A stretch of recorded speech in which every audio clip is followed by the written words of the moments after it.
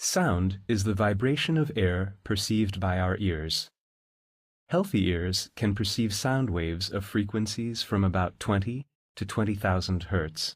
Sound waves create signals in the inner ear, which are transmitted to the auditory cortex by the cochlear nerve and auditory pathway. The sense of sound is produced in the auditory cortex. Sound waves are directed into the external auditory canal by the auricle. Sound waves cause the eardrum, which closes the auditory canal, to vibrate. The vibration of the eardrum is transmitted to the cochlea by the ossicles, the hammer, the anvil, and the stirrup. The base of the stirrup fits snugly into the oval window of the cochlea. The basilar membrane is located inside the cochlea. It runs along the tip of the cochlea, where it turns back and continues in Reissner's membrane. The membranes divide the cochlea longitudinally into three cavities: the scala tympani, the scala media, and the scala vestibuli.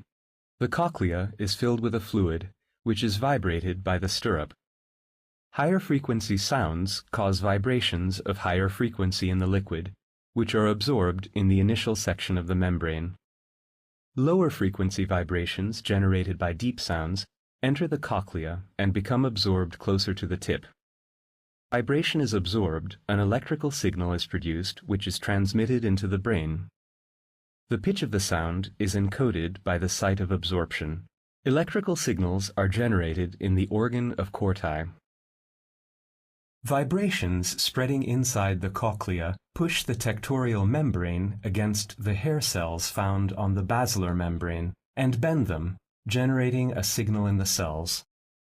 Thus, the organ of Corti transforms vibrations into electrical signals, which are transmitted into the brain by the cochlear nerve, and then into the auditory cortex by the auditory pathway.